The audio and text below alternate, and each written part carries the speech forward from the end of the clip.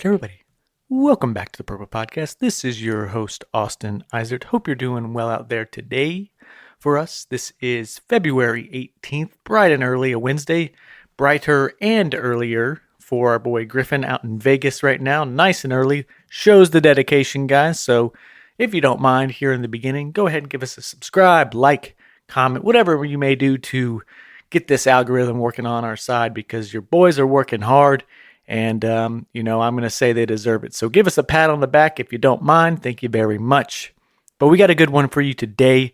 We are doing our 2025 movie draft, something a little different, trying out something else. So once again, another reason to show us a like. Let us know if this is working for you, if this is something you want to continue seeing us doing.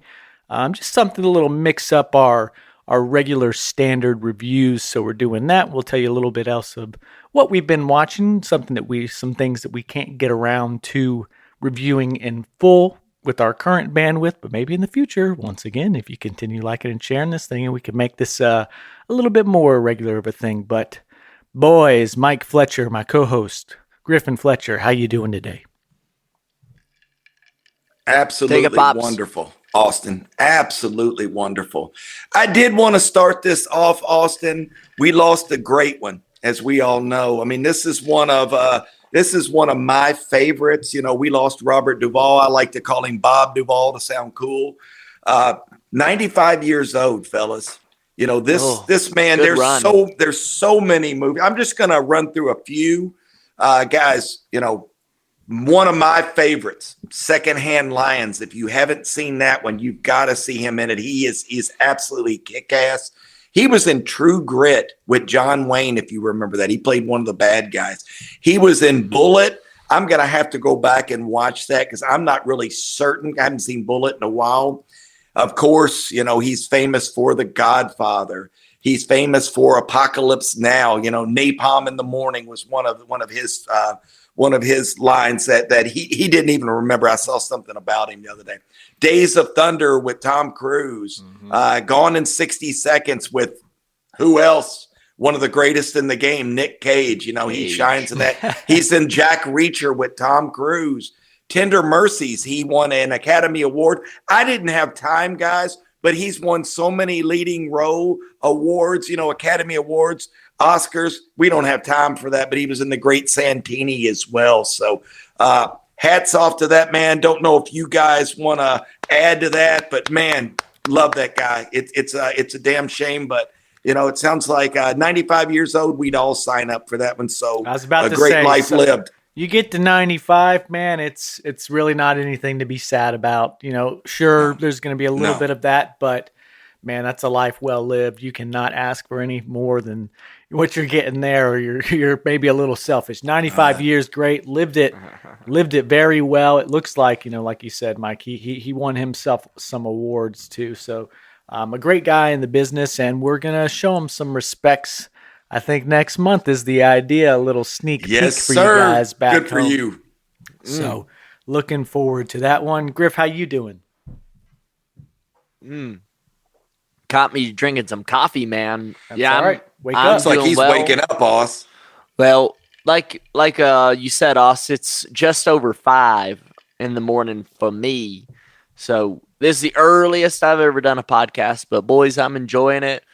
I got the Sahara right outside my window right now, looking nice. The strip is lit up, and man, I'm happy to be doing this away from home. It shows what we can do. Of course, you were the first to do this, Dad, doing it in Florida, what we're going to keep doing. So I'm excited to see what this draft is like as well. I think we're doing some new stuff and kind of giving ourselves some extra credit. If you guys have not seen our latest episode, Face Off. That's right. Boys, that one is smoking hot right now. Dad, what did John Travolta as Castor Troy say? You hot. How did he say it? You're hot. You're what did he say? You're good looking. You're good looking. You're hot. We are hot right now. People love it. We're going to get to 300 views on the video. I think so. So hopefully that is an indicator of things to come. we're continuously trying to improve this thing. And when you see the improvements and the numbers go up, that's an exciting thing. So we'll, give ourselves a little pat on the back there. Feels I've good. been working Glad for you guys it. are enjoy it. No doubt. Was it a little bit easier to get up at 5 a.m. because you are typically on the Eastern time zone? Does it feel so much like a 5 a.m. or have you not necessarily fully acclimated to the time zone yet? I think it's a little bit better. Truthfully, though, I'm already getting into bad habits. I was in bed probably at 12. I was probably in bed by 12:30 last night, so I only slept a little over 4 hours. Yeah, but Griffin, you're in Vegas. That's what you do, dude. You run when as hard as you can. When you're here, it's fun, man. I mean, the good news is also I've just been working, and then I come back to the suite here and hang out, make myself a little grub. So I'm doing well, man. I'm ready to rock. I got me some Dunkin' Donuts coffee I've been making in the room. I'm killing it. Well, let's clinkies, guys, and let's get this thing rolling. Yeah, rolling. Absolutely. Let's knock it out coffee this morning, boys. Clinkies, that's right. Clinks. All right, we're going to start off with a little bit of what we've been watching. I'm going to send it your way first, Mike, because I know you're consuming mass amounts of content with that retiree time. I could probably take up the whole podcast with what I'm watching. The question should be is what are you not watching? Guys, I'm watching everything. Any series on Netflix, you could just about guarantee that I'm watching. I've watched just about all the James Bonds. I know you guys probably, that isn't your thing, the James Bonds. You might like What's Daniel Craig. I'm just saying that. James Bond rocks, man. What? Do you know any of the Sean Connery, any of the Roger Moore? I should spend more time with the Sean Connery catalog for sure. Austin, I would encourage you and Griffin to watch the Sean Connerys and even some of the early Roger Moores. Sean Connery, my favorite is The Man with the Golden Gun. Mm-hmm. That's really cool. With Live and Let Die is my favorite with Roger Moore. And then you could just go on and on and on from there. Pierce Brosnan has one or two that's really cool. Timothy Dalton, you can try them out. But I'll say this, Daniel Craig's, I've watched several of his. That wasn't my bag. Man, he's awfully good. He is awfully good. My hat's off to him. So we got him on our picture right now too for Wake Up Dead Man, the Knives Out movie right there. A funny thing that is a recent thing that I've seen regarding James Bond and why the tone of the newer ones are so serious is because of Austin Powers, is what Daniel Craig said. Because they messed up he made fun of all the, the tropes from James Bond. So they had to take a completely different approach, with the, obviously it's, they always have the females that they, cast off, he's always screwing them and they end up dying somehow or something. So a lot of those little gags and tropes, they had to kind of reassess, and those still exist, but they had to take a different approach to them as well. So the James Bond movies you've been enjoying, anything else? Absolutely. Austin, let me tell you this. You're all going to laugh at a few of these, but for the older crowd, they might really enjoy this. There's a Patrick Dempsey series. It's called Memory of a Killer. Guys, he's losing his memory. His brother is Patrick Dempsey's brother in the show. He's lost his memory. So he's got dementia and he's got, he's in a home and Patrick goes and sees him all the time. And he starts missing things like he misplaces things every once in a while. He's killed somebody and finds out that, oh my God, I did get him. You have to see it. Plus, I'm telling you guys, and I'm sure we're going to talk about Brad Pitt this morning. Brad Pitt's my dude, but I'm telling you, at a close 1A or maybe 1, Patrick Dempsey, this cat, gosh damn, if I could change out right now and look like that cat, sign me up. That is I don't even want to say it, but that's a handsome dude, man. Well, I mean, Grey's Anatomy exists, and he has a lot to do with the success of that show. You have to see it, guys. So, ladies, if you're watching, you'll definitely want to see that. I'm watching A Night of the Seven Kingdoms, of course. I'm a sucker for Heartland. I finished up season 18. I just love Jack. I love Amy. I love all of that. It's really easy to watch. my God, I mean, how could you not love horses and riding? It basically, that's one of the reasons I wanted to go out west, because of that show. And let me leave you with two more. Love Story of JFK and Carolyn Bessette. It's a series, and that's on Hulu. I think you'll enjoy that one. Very good. You learned quite a bit. My time frame was way off. I thought Jackie passed after them. She didn't, by the way. And you'll definitely want to see that. And Harlan Coben. I'm watching these mini series, which you guys are probably laughing at me, but I'm watching Safe right now. There's 3 of them that I've watched. Safe has got our boy Dexter, that Michael C. Hall. Read a book of Harlan Coben's. Yeah, it's really cool, guys. Michael C. Hall. He's got an English accent. I think you'll find that kind of cool. Runaway's got Minnie Driver in it, where their daughter has gotten into drugs and she leaves. And then there's all this mystery and shooting and killing. And then the last one is Stay Close.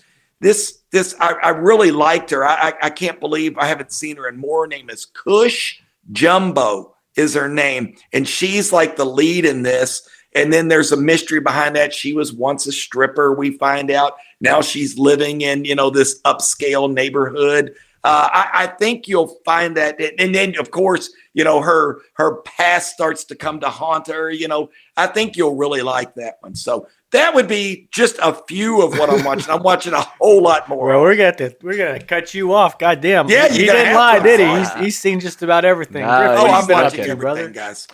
Yeah, I won't bore you guys with as much as my pops just did. It's pretty easy this way. Man, well, to tell you the truth, I've been watching some Bobby Flay here in the hotel room. If you've ever seen Beat Bobby Flay, that's a great show. I love that commercial. In the Super Bowl commercial where they had him in regular. No, not Bobby Flay. God damn it, that was Guy Fieri. Yeah, that was Guy Fieri. Fieri. What a jackass. But yeah, same shit. Hey, I've been seeing a lot of Guy Fieri too. If you're on the cooking channel, man, they show that bastard. But no, Beat Bobby Flay's an awesome show. He's always kicking people's ass. That's Emerald. I'm all over the place. He can't get one right, can he, Griff? Fucking cooks. Bobby Flay's funny though, man. They give him like the stupidest little phrases to say when he beats somebody. And he's always spanking asses, man, because he's so good. That's right. But aside from that, Amy and I just finished up the last season of Squid Games about a week or 2 ago. So we were really, really hammering Squid Games, having a lot of fun with it. What'd you think of Squid Games? Did you enjoy the second season? I enjoyed the second season, and I enjoyed the third one too. Yeah, I enjoyed the third one too. I mean, I think it was nice at the very end because, kind of like Mike said last week, or how many everybody 2 weeks ago. Spoiler alert, but old 456 dies in the end because he dies for the greater cause, and I think that was really cool to see. Well, I didn't get around to watching the end of that one, so thanks, Griff. Oh, my bad. Well, I think there was also I didn't. After season 1. Did you see that there was an ad going around? There was an ad going around on Netflix, like that was spoiling. It's like, we're spoiling this year or something. I saw season 1, and then we watched season 2, and didn't care for it nearly as much, and just never got around. It's the shock effect. The first one, you're so shocked that you're like, oh my God, they're shooting people. It just kind of takes it away. If I had to liken it to anything, it would be like the Wicked run that we've had. People loved the first Wicked, but then the second one, like for whatever reason, just never got the same momentum, not the same juice. And even when the second one came out, I don't think people were chomping at the bit. The way the first season became such a worldwide phanomenon. Yeah, that's fair. I mean, I enjoyed it myself. I don't mean to dismiss. Aside from that, oh no, of course. Aside from that, I actually been listening to some music, of course. Not as many shows, but something I recently got back into has actually been some Crosby, Stills, and Nash. All right. Man, I just love some of their music, and it's nice, good, acoustic, folky, early 70s, late 60s type of, flower power stuff. It's good, man. I love it. And of course, if you're listening to Crosby, Stills, and Nash, you got to listen to some Neil Young, got to listen to some Joni Mitchell. Brewer and Shipley. Oh, yeah, Brewer and Shipley. Witchy Taito, we've been rocking that, man, on the podcast. He has to throw that in there, doesn't he? We're killing it. And man, I've been playing a lot of my vinyl, man. Amy really loves vinyl too, so we've been buying vinyl and listening, and she even got me like an audiophile edition of Joni Mitchell's 1974 album Court and Spark, which is an awesome one. It's got the song Help Me on it. It rocks. But that's me in music at the moment, and also I got some books here in Vegas that I'm hoping I get to read. Have not dug into them just yet, but one of them's kind of this motivational, this motivational tale on keeping strong, figuring out your stuff, which is applicable because I'm doing a master's program right now. So kind of thinking about reading on that. And also I got the Anthony Kiedis, lead singer of the Red Hot Chili Peppers. I have his documentary, Scar Tissue, from I think like the mid 2000s. So would it be biography technically? Yeah, what did I call it? Documentary. Unless it is like documentary. Yeah. No, you're right. It'd be it's an autobiography because he's writing about himself. Sure. So you're exactly right. But that's kind of where my world is at right now. Something else kind of funny. Through Amy, I've been learning a lot more board games. I just played Battleship for the first time ever, like a week ago. Never played the game before. Someone didn't go to after school care, did he? That was a staple. I never played the game. I didn't even know how to shuffle cards, Austin. I learned how to shuffle cards about a month ago, and I've been doing a lot more of that, playing a lot of rummy. Yeah, so that's kind of been my life in media. Guys, please, this is ridiculous. This guy's talking about shuffling cards. We showed him we were playing poker back in the day, so that's on him. So please don't throw that on Dad of the Year, me. There's no way. We tried to show him. No, I'm not accepting that. Yeah, rated R movies and not shuffling cards. That's what you. Yeah, no, we showed him how to shuffle cards. Gosh, darn. That's pitiful, Griffin. You didn't have to bring that up. That makes me sound bad. Well, I got a couple here, guys. As Griffin said, I won't bore you with the long spiel, but Mike already mentioned A Night of the Seven Kingdoms. Egg. Wow, man. And I love seeing the reception being good as well. This one takes a different approach and different tone. Ever since probably the last season of Game of Thrones, I've been disappointed with the Game of Thrones universe, Westeros. And this show has been a very welcome return to Westeros. House of Dragon just it's been pretty disappointing. It's a slow burn. There's no one you're really rooting for either. I don't really love that show. It's a good production value. It's an HBO show. Of course, the budget is there, so that shows. There's some parts, but man, just really hasn't grabbed nearly the same way that those original, Game of Thrones seasons were. The first 5 of them, I'm not even sure how many there were at the end, but that last season fell off, and since then, Game of Thrones just has not returned even close to the height of what it was, and this show has been. It's a little different in that the episodes are only 30 minutes for the most part, which I've seen a lot of critique about, but at the same time, I think it is kind of nice. I'd say 45 minutes would be the sweet spot if you're going to cut shorter shows, but the 30 minutes is working well enough, and it has been a great one. The guy who plays Lionel Baratheon, there was a show that I loved him from called Lovesick on Netflix from years ago, so it was great. I think it's Lionel Baratheon in it, but it might not be. I think it's actually someone else. Let me find him real quick because I want to give the guy his credit. It is it's Lionel Baratheon, paid by Daniel Ings. Awesome. Funny. Hopefully we get some more of them down the line. There's only one episode left by the time this is coming out next Sunday or this upcoming Sunday. So really looking forward to see how that one finishes off. The last episode is the highest ranked TV show on IMDb ever episode. So tells you a bit about the heights that show is reaching. And maybe that's just a little bit of the just phenomenon. And people want to love the Game of Thrones universe and just any show affiliated with it. But House of Dragon, like I said, has not had that reception. No. And it's been pretty awesome to see this one run. And I'm enjoying it. I cannot lie. I got it at like a 4.5 right now. But the other one that is an absolute must watch, if you have Apple TV, Mr. Scorsese, the documentary on Martin Scorsese, it's a 5-part series, is awesome, man. It follows his career, it follows his life with film, and it is just an awesome look into it. What I wrote in my review is that, I love film. Martin Scorsese lives film, and, kind of makes me feel like I need to step my shit up a bit if I, have some kind of want to be involved in that world. So it's a great one. It's inspiring. I got that at a full-on 5 out of 5, and maybe that's just the documentary effect. It's easier to do that for me for some reason. Another one right there with that, is the I Like Me documentary. That was a great one from this year as well.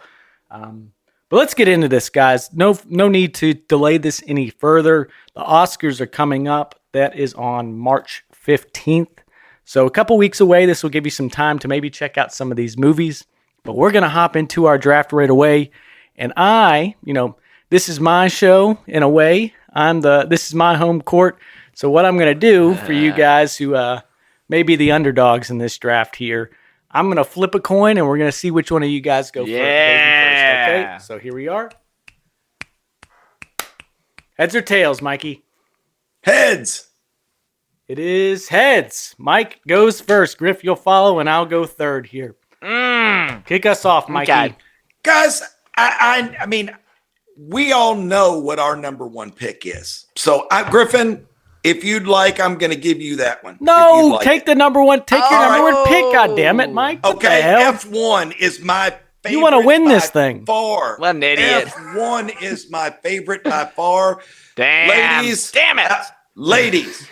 There is no way in hell that you can't walk out of that theater and going, oh my God, look at this ugly dude I'm beside.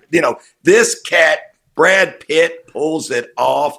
I mean, what more can we ask for? We've got race cars. We've got race cars. Race cars, baby. And when I say race cars, I mean, you feel like you're in the thick of things. I mean, you feel like you're right there on the racetrack. It's got a great story. Again, Brad Pitt is just absolute kick-ass. The soundtrack, I mean, Chris Stapleton, I couldn't wait to get home to listen to that hit song of his. What was that, Oz? Can you help me?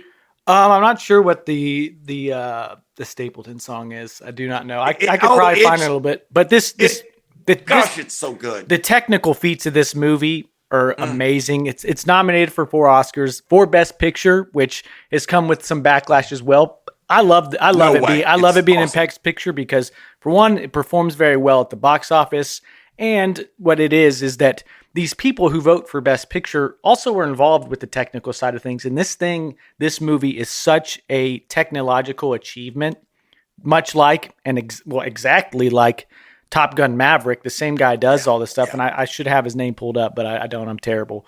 But just the camera work within it, it puts you right in that F1 car. It is just immaculate. The racing sequences are awesome. Brad Pitt in the lead role. This is, it's Top Gun Maverick on wheels, and it's everything you want. Absolutely love it. And there's some great secondary performances as well. I love Javier Bardem in it. What's Connolly? This was a theater watch for us too. Yep, we saw this in the movie and loved it. All 3 of us did. It rocked. It was a Kerry Condon, who I'm thinking of, is it was awesome. Other role in it, but just an awesome movie all the way around. Love it. Love the pick. I think that's a great one for number one, Mike. And if you didn't pick it, it wasn't going to be my first pick. I'll tell you that. But it would have been my second. It's my second favorite movie of the year. Well, that makes me feel better. Yeah. How about you, Griff? Who you picking?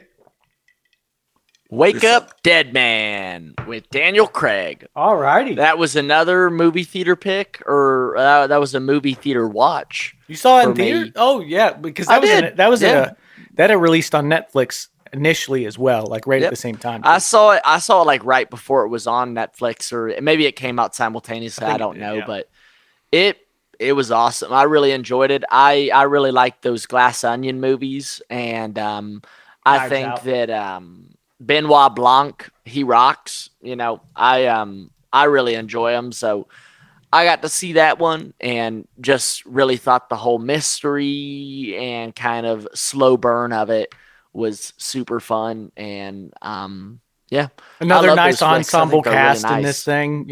All the Wake Up Dead Man or Wake Up, all the Knives Out movies have an ensemble cast. And coming from James Bond, iconic, to this Benoit Blanc character maybe shouldn't work on paper, but he is funny as hell, Daniel Craig, in this. And it is another legacy role for him. I could see about 1 million of these movies. I love the whodunits. I love how they do it. It's going to be more and more difficult to make that payoff work, I think, the more you do it, but it's been done before and it'll be done again. They've done it 3 times now. Exactly. It's working pretty well. There's going to be not many more. movies to get 3. Not many movies get 3 iterations and still have people coming back for more. And this one consistently rates higher than Glass Onion, actually. It's more of a return to the roots, more grounded. Josh Brolin in this one, Mila Kunis, a lot of really great names as well. And I think it's also nominated for a few awards in here. Let me see real quick. Wake Up, maybe not. I thought someone had like a supporting actor role. Maybe it's not. It doesn't look like it's nominated for anything, which maybe is a snub. I think something should have been. It was a good movie. I agree. Good pick, Griff. Dad, what do you think Oscar's pick's going to be? I already told him, I think. Griffin, with this cat, you know it's going to be Marty Supreme. You know it is. Give it to us, Oz. Tell us Marty Supreme. What's he going to do, Dad? You're telling me something.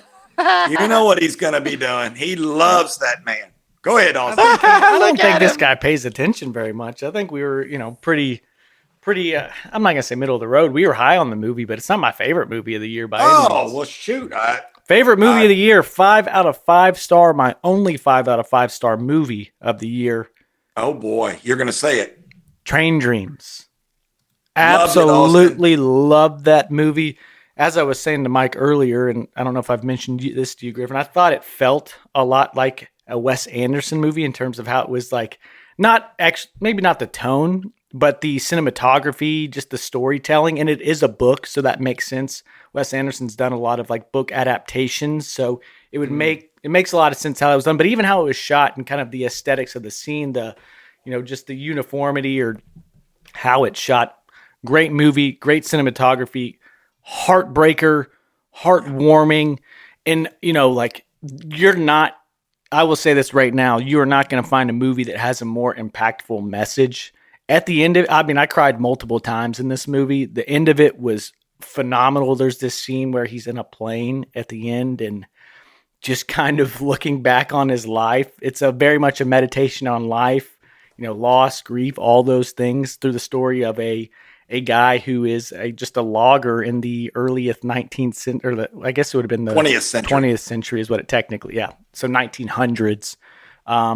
Great performances. You get another like kind of good round of like, I'm not gonna say an ensemble cast in this one, but everyone you see is great. I love a great appearance from William H. Macy. I haven't seen him anything in a bit. Frank Gallagher. Awesome. I mean, it's just an awesome movie. And if you Felicity Jones, Austin, yeah. I thought she was great as well. It's just also, it's beautiful. You're out west in the mountains, in the forest. It is just top tier all the way around. And it would be my pick for Best Picture. It's not going to win it. There's just too many other heavy hitters. But it is a beautiful movie, and I highly suggest seeing that one. So my number one pick is Train Dreams. Nice. Very nice. Guys, my next pick, actually, I'm up here. We're going Serpentine. I wasn't even Serpentine. Oh, okay. You're changing the rule. Got him. No, I'm not. Got him. And this, sorry, bro. This, because you've taken F1 from me, this will be Marty Supreme. Marty Supreme is my second pick here. I would say mostly because of the Timmy performance, to be honest. Really? That's the first I've heard of that. Well, I mean, it's just the truth of the matter. It is a very interesting movie, to say the least. I like this one more than Utkan Gems. The follow-up to that, this one is Josh Safdie, not the brothers together. Didn't get around to doing the what is it? The fighting one with The Rock that the other brother did.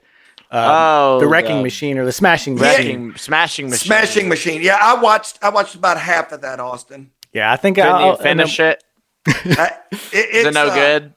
It probably wasn't any good. I mean, shit, no one cared about it, did they? It's nominated for one thing. I think it might be like makeup, maybe. I don't know. But Marty Supreme, Mike was giving this one a real tough go on our episode. If you want to go check that one out, we do have a full-length podcast episode with Marty Supreme. If this gets nominated for Oscars, that just tells you movies aren't good anymore. Is basically what this old head said to us. But this one is nominated for 1, 2, 3, 4, 5, 6, 7, 8 Oscars. The ones I see it winning, I think Timmy gets his first. I think he deserves it. He absolutely kicks ass. That Marty Supreme character is a very disdainful one. You know, you're not supposed to like the guy, but in a way you do root for him, of course. The old anti-hero story, pretty despicable, but another just round of great performances all around. Kevin O'Leary to show up in his first film and do what he does. I mean, it's just him being him, but it works so well. Yeah. Odessa Zion, kind of a coming out party. This has been a good year for her. Good to see Gwyneth Paltrow. I just really enjoyed this one. It is a very, very solid movie. Maybe you have a hard time getting around this character and how despicable he is, but I think it's really fun. And I love ping pong. Ping pong's a lot of fun. So I think that's a great element to it and seeing those sequences. So Marty Supreme is number 2 for me, fellas. And like I said, Timmy's going to get his best actor nod here. There you go. Yeah, I think I could see that for sure. Is it me? It's you, Griff. Well, sorry, boys. I'm taking Avatar, Fire and Ash. That's my second pick. That's what I thought. Fire and Ash. We're on Fire and Ash tonight. Yeah. No, Fire and Ash is my second pick. You know, anytime you're seeing an Avatar movie, it's big, it's bold, it's all over the place. It's long, too. But I thought it was a really, really fun one to watch again in the theaters. And another one we have a full-length episode for as well. Oh, heck yeah, we do. We got best costume design and best visual effects clearly for this one. Not a lot of love for this movie, but as we said, I think our general sentiment was we enjoyed this one more than Way of Water. Oh yeah, where it didn't. Well, who cares? The thing is, man, if these critics want to get all like, it's like, who cares, man? I mean, I thought it was a blast. A lot of fun. It was fun. It was fun from start to finish. Varang and the Ash clan, what a great addition. Yeah, love them. Looking forward to where it goes because I think she's still going to be in the next one. Ming Quan. Yeah, get that in there. I had to do that. I thought it was a blast. It was a great one. As we mentioned, could have spent a little more time with the Ash clan and their kind of geography. Yeah. But maybe the horniest Avatar aside from the first one. Here it goes. First one gets a little horny. They connect their bonds at some point. I don't know if we got to see that in this one or not. Well, yeah, we did because she uses it to like kind of take over people's minds too, Varang. And she was just a great addition. That was an awesome character. Maybe if we're looking back on it, she should have been character number 1. I just love Neytiri, but her addition to it really, really set this one up for success, in my opinion. Michael. Gosh, damn, that's funny. It's a horny one. Guys, what's so wrong with horny? You clam up anytime anything gets sexualized. You're like, I hate to say this, but it's a little, you said it on the last episode. I don't know what you were talking about. The older cats can't take it. The older cats don't like that. They don't like it. He goes, let me say kinky. It gets a little kinky. That's what he said, talking about Nick Cage getting his tongue sucked. That's that was Would you be grateful? Would you be grateful? Get off me. What you got? Hey, Austin, he can't think of it. What's he got? No, I've got one. This, and you guys, you're going to love this, but The Rip. That's 2026, I believe, but we'll give it to you. But I think this actually came out in 2025, right at the end. So January 16th, 2026, but we'll give it to you. Shit. We might have to pick another one, Mike. We're not giving it to you. I'd only seen like three more, so let's hope we don't take them. He lied to me earlier this week. He said, I got 8 of them. Look at I've got 8 on here. Guys, something that I watched that I didn't, I'm not he's gonna be stuck picking the Phoenician scheme. No way. Bruce Springsteen, Deliver Me from Nowhere. Oh, he saw it. Okay. I think our boy Jeremy did one hell of a job with the character. Nice. Have you guys seen this one?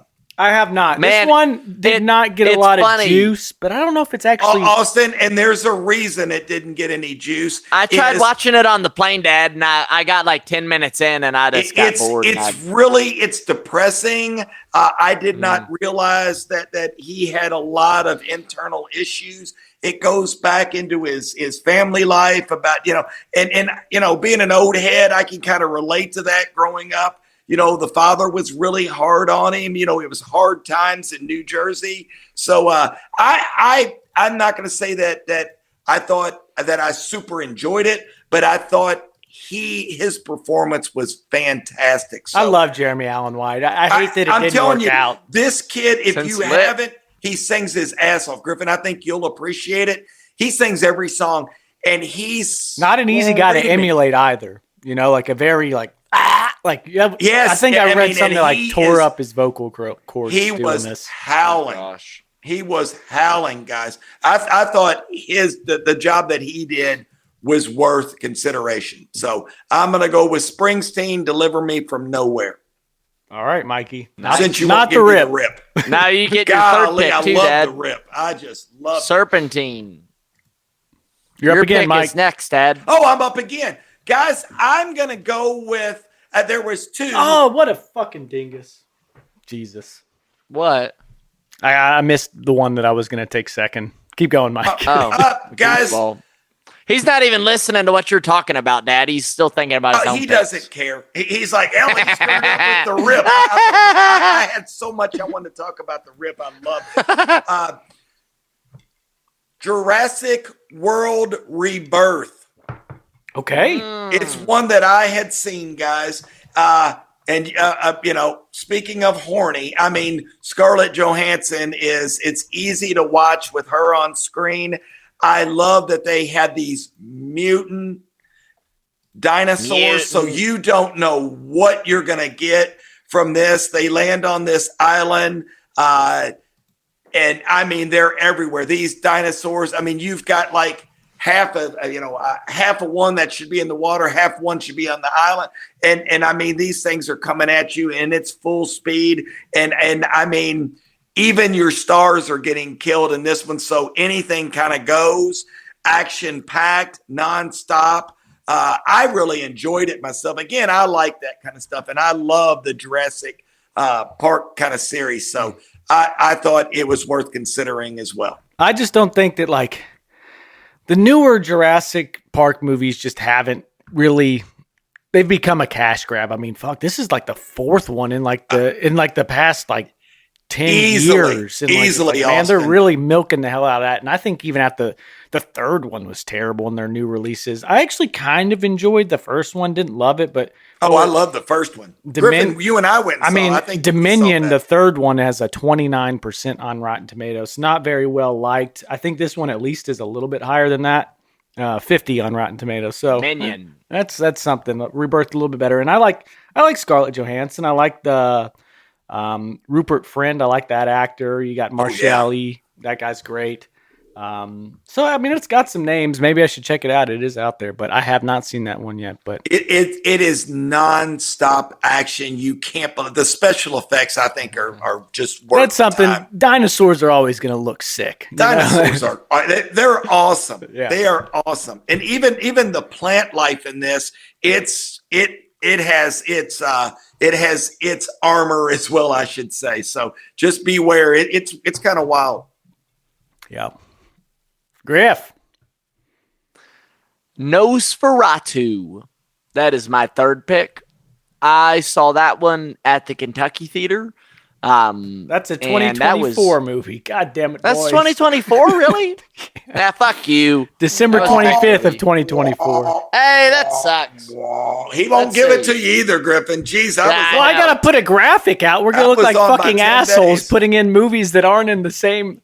That sucks. Nosferatu rocked. I'm going to still talk about it. Johnny Depp's daughter, she does great in that movie. And that one, again, saw that at the Kentucky Theater. There was snow out. It was great, man. And it scared me in a few good points, too. So that one is definitely worth an honorable mention. We won't say it's 2025 for that reason. For that graphics' Austin sake, we look mentioned. like assholes. Yeah. Let's do this. How about? I think I'm going to take Mickey 17. I got to see that movie in Germany.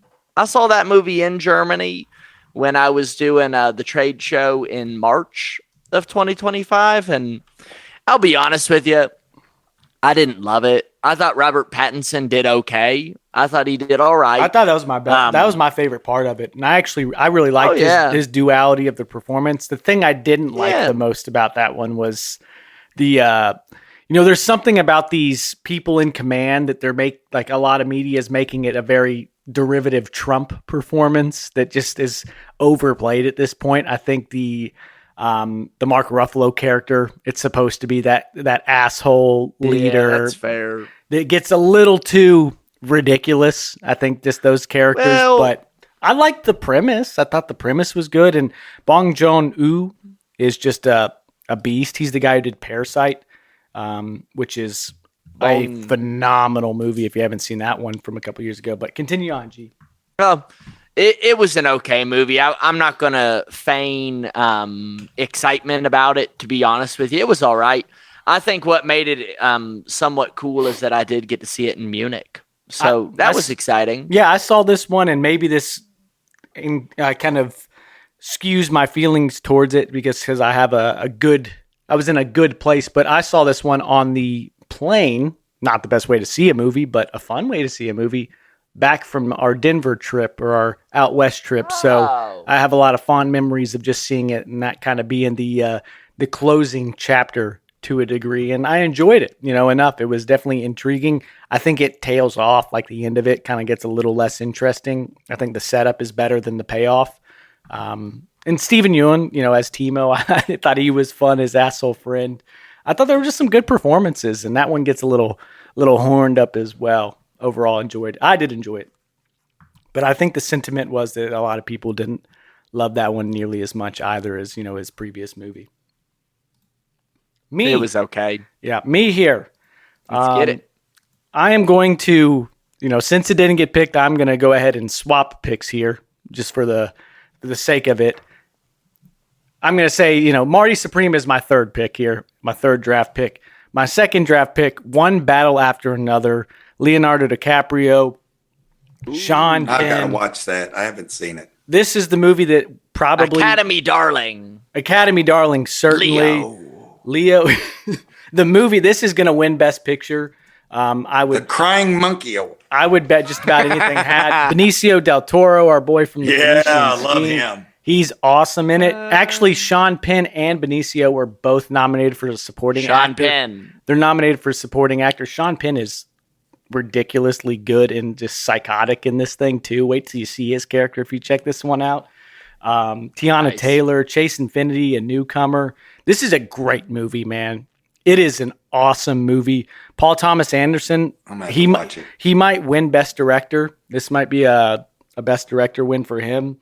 This movie is just top notch. It kind of follows I guess they are revolutionaries is what they would say in a current day and age.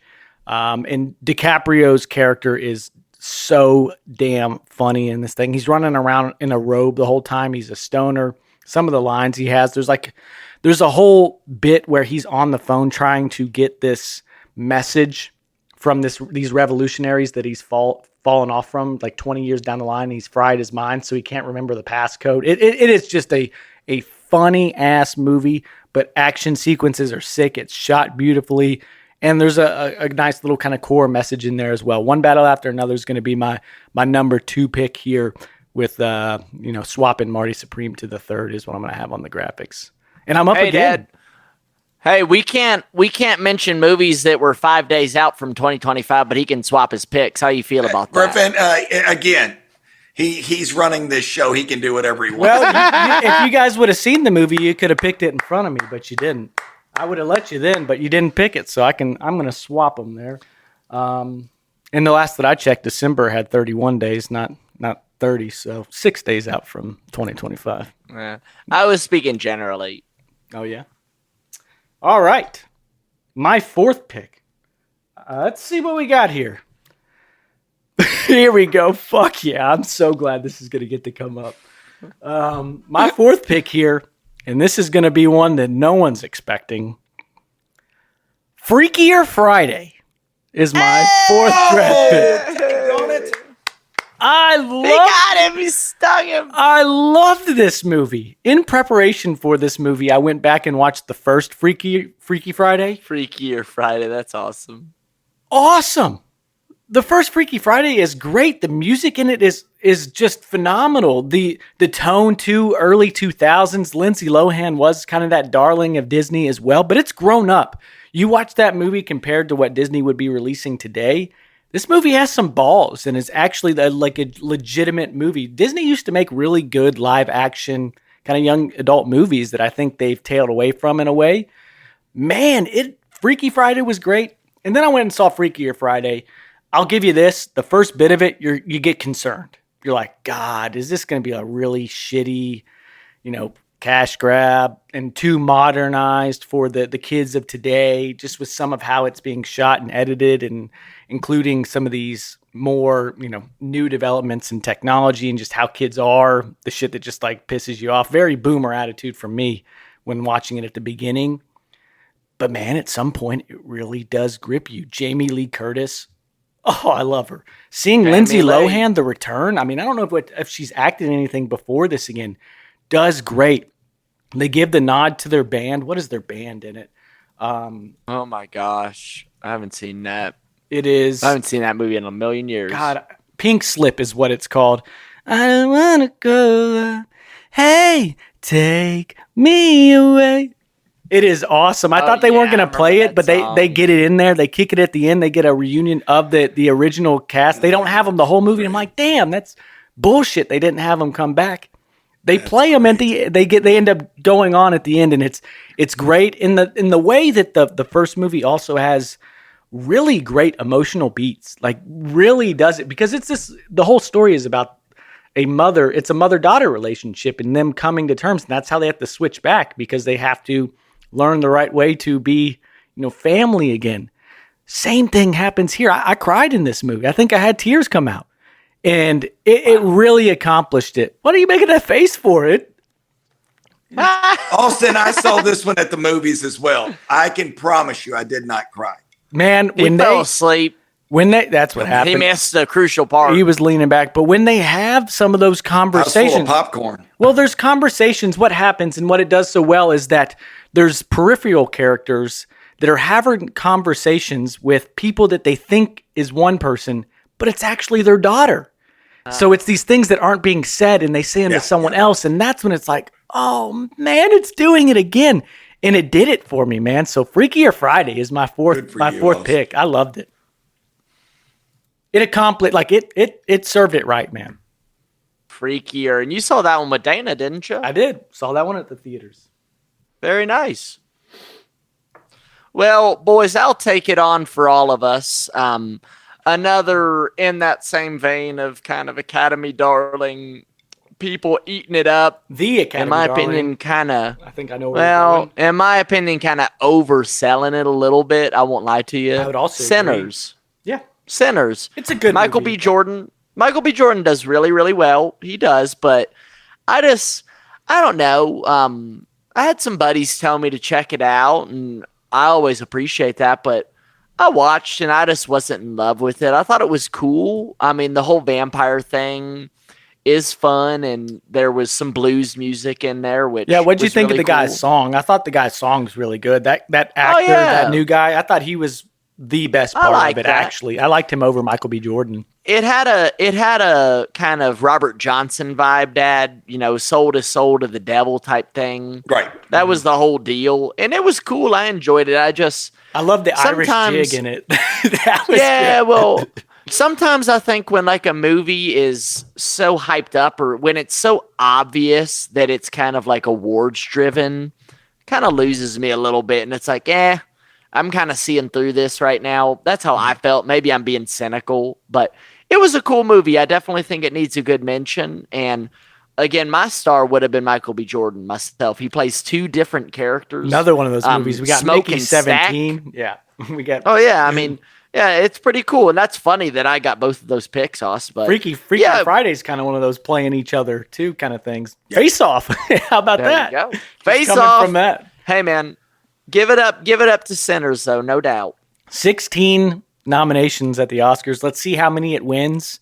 I think that's a bit overzealous for me too, man. Like they're really sucking it off to a degree that kind of rubs you wrong. It was a good movie. Yeah, exactly. I think you're right on. It was good, and I actually really enjoyed Delta Slim. I thought he was a great character. He might win. He might supporting actor. He's nominated for supporting. Delroy Lindo. He was really good, and I think he might be the guy who goes home with it. He was awesome in it. But yeah, I would agree, man. It's just just the whole momentum. And the thing is, it's weird because it has all these nominations, but a lot of people also aren't like. I don't think it's going to win as many. We'll come back to it when we know the results, but I think it might not win a ton of them. It's just nominated for a lot.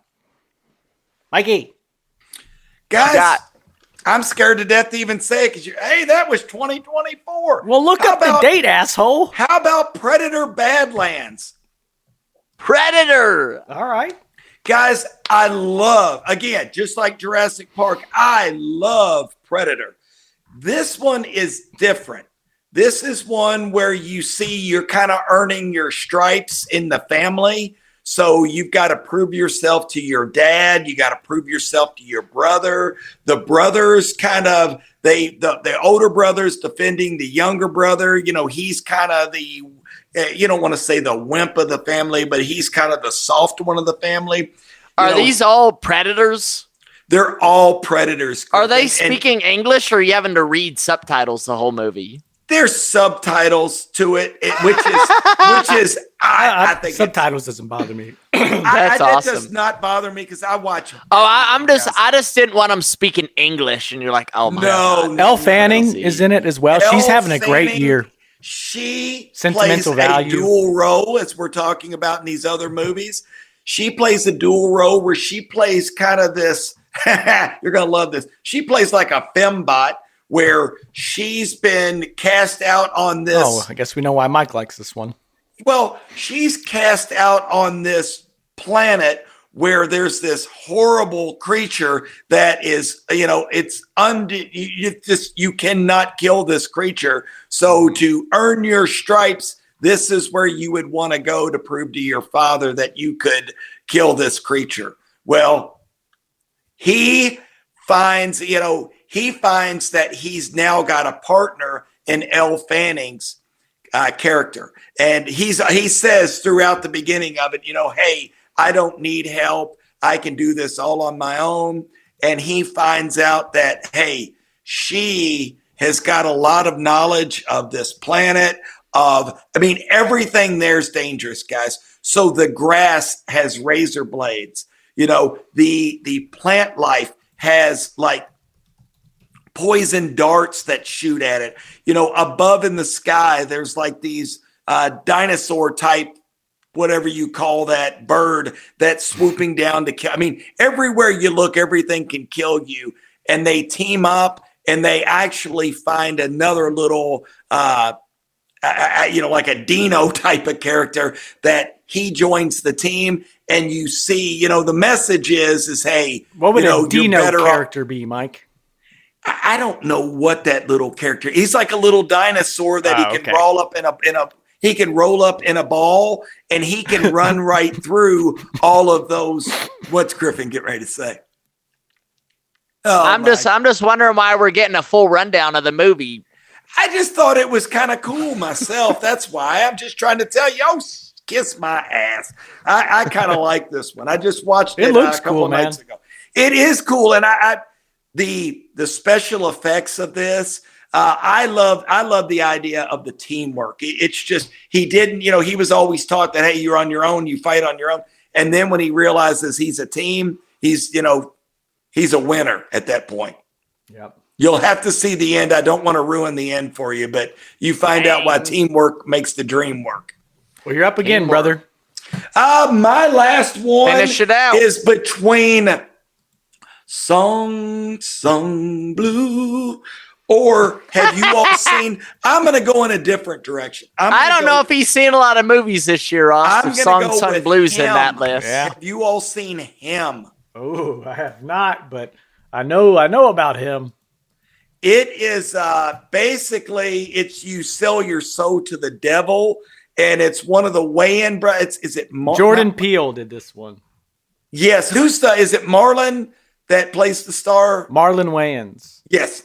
He's like there is to be the goat, you've got to go through the goat process to be a goat. So basically you sell your soul to the devil is what you're doing, guys. And it just shows the whole process. It is wild. I mean, it is really wild. It's just so different. That's why I wanted to bring this one up. It's so out of my movies that I would watch that I thought you all would find this interesting. So somebody out there, if you want to see something different, how you go to basically goat school to be the goat and what you have to go through to be the number one player in the world, this is it. So it's pretty interesting. Nice. Fun. That concludes Mikey's picks for that one. Yeah. There you go. Well, for my last pick, guys, although I would love to, kiss the Academy's ass and say, "Oh, Frankenstein" or Phoenician Scheme, I'm not going to do it. Frankenstein I didn't was love mid. Phoenician Scheme. Yeah, I didn't. Not on there, I thought Frankenstein. I thought the first act had some juice, and then it just fell off for me. I liked Argus Filch the most when he was learning to read with that one guy in the cabin. That was actually my favorite part. That was. Well, I enjoyed that part. I think I enjoyed a bit of that, but it started trailing for me. It was too damn long, man.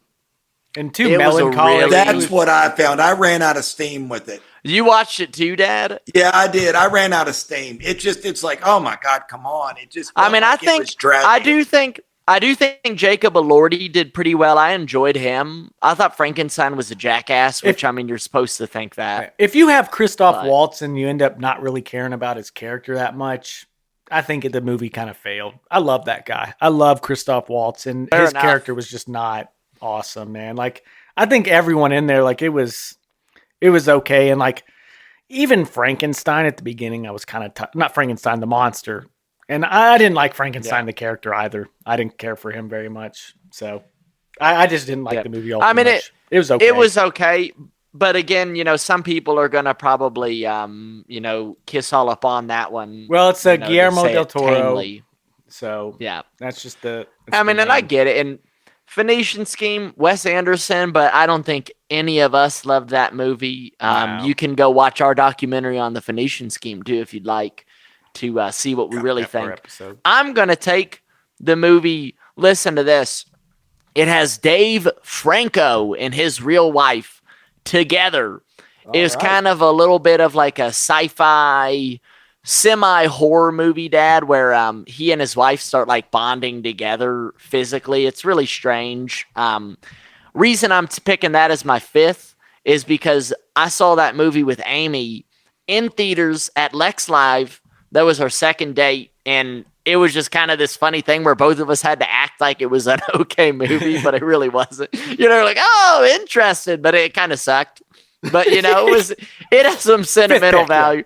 I'm exaggerating a little bit. It didn't suck, but it was just kind of all over the place. Like, hey, Franco, Griff, what do you expect? Oh yeah, it has some sentimental value to me though. So I'm gonna pick Together. Plus, I think it was a little bit of an interesting one. Yeah. But yeah, that's gonna be me. Well, all right. Final pick of our 2025 movie draft, Mr. Irrelevant here. A good one. I will absolutely say right now, this movie is not going to be for everybody. It's pretty off-putting and rough around the edges, but it is well done. And Emma Stone kicks ass. I'm going with. Did he say the movie yet, Dad? I'm going with. Man, this guy's going to cuck me all episode, isn't he? Begonia. Begonia is my pick. Yorgos Lanthimos, the guy who did Poor Things, which I have not seen. But Begonia, and I also really love Jesse Plemons. So Jesse Plemons and Emma Stone, this kind of psychological thriller where you're following a guy who is all in the conspiracy theories, just completely spiral. And I mean, it's worth watching. I'm not going to spoil it for anyone who hasn't seen it, but Begonia, it's a rough watch for sure, but it is gritty. It is well done, and it is very interesting. It's one of those that's probably hard to watch again. Maybe you never get around to watching it again. It's got that. Wow. Is it that intense? Yeah, man, it's rough. It's tricky, but it is good. It is really good. I didn't know that. It really is. It's a good movie. It's an interesting movie, and once again, I'm not going to spoil anything. So go check that one out. Begonia's my 5th pick. I feel really good about that being my 5th pick. We're going to have to see what the Purple audience thinks of our scores. Hopefully, we can get some newcomers when they see this. There's going to be a very big shock factor with Michael's list. I'll tell you that. I'm going to run through these real quick for us to show our last roll. Because Mike, I mean, let's be honest, and it's a lot of the appeal is like, Mike, you are not in touch with the popular culture nature of it, which is a great thing about you here. So we're going to, and Austin, honestly, I would expect that. And I think, guys, that these movies I don't really relate to. I don't. So, again, I think that, again, that's what kind of makes us us. Well, absolutely. And also, I think, we started this show at 4 months into the year as well. And we started with the TV show. So I will say that we probably haven't seen the amount of movies that we should. And, I would expect in this upcoming year. No, great thing I would say though. I mean, we watched a whole thing of Stranger Things this year. I mean, we watched the entire all the seasons. So I've spent almost all my time dissecting all of these, these series that we've been watching. Welcome to Derry. So I've spent a lot of time. So I have not been watching, a lot of these movies. A couple of them that you guys have suggested. I can't wait to see the Leonardo DiCaprio. I'm going to go watch that you definitely this morning. I can't wait to see it because what it looks like is not what it is, what Austin described. That picture right there, it looks like something out of the Wild Wild West with him with that handlebar mustache. So I can't wait to watch it now. Yeah, I didn't know what to expect from that one either, and it's a great story, great journey. I'll say this. I mean, I'm noticing. I think maybe every single one of my picks, almost all of my picks, I actually saw in theaters, and I mean, I think that stands for something. I was in the movie theaters more this past year than I have been in a very, very long time, maybe ever. Who knows? And the truth is kind of what we're seeing, if I may say, is that a lot of these movies that are probably getting more of the Academy nods that, any sort of critics or whatever would be like, really talking up and fluffing. I don't think we cared too much for them. So I don't really feel like we need to apologize for shit. We're the sad sex and we do our thing. And I mean, I think that we have seen a lot of movies. I mean, let's be honest, guys. We just ran down 15 of them from this past year. Is 2025, Austin, considered like a great movies year? That's a good question. By what you're seeing? What I've heard is, or kind of seen is that in terms of the Academy Picture, Best Picture Award, this could have been a year where I think the old format is there were only 5 movies that it would take.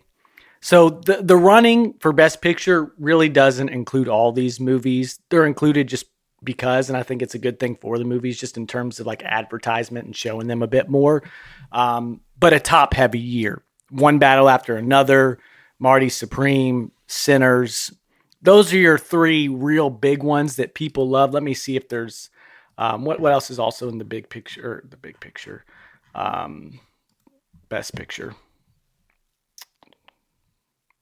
Well, why can't I fucking find it? That's bullshit.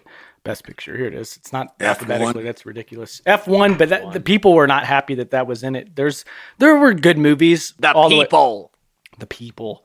But yeah, I'd say like very top heavy. People ain't trying to give old Brad Pitt any love, Dad. What's up with that? Well, I do not understand that. Are they jealous? I think the story at the end of is pretty straightforward. It's more like a technical feat than it is like the story's prowess. Maybe Guys, maybe it's a little too dumb. Maybe Brad. It's exactly maybe Brad Pitt should have put on 50 pounds or something, and then, hey, look at him! He put all this weight on for the movie.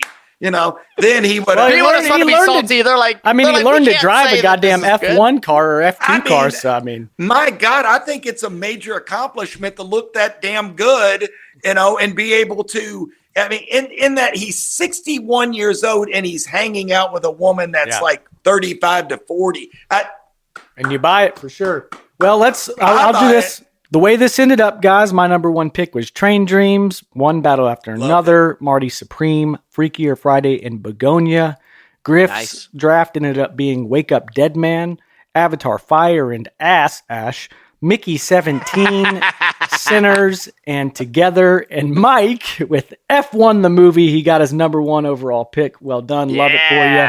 Springsteen, Deliver Me From Nowhere, Jurassic World Rebirth, Predator Badlands, and him. So we'll let the people decide, the purple people, who won the draft. Purple we'll get a nice little graphic out at some point. But who won. I hope you guys enjoyed that. I think that was a fun one. We'll continue ahead and we'll see. I don't know what our next kind of X Factor video is going to be. I think we'll have a top 5 list of something next time. But after that, I think we might be doing, in May. No, April's not. It's April after that. I don't think April has the Spider Noir, but I think May is Spider Noir. So maybe that's when that comes out. But man, I got nothing else to say. That was a fun one. Hope you guys enjoyed. Griff, thanks for waking up nice and early, making this happen.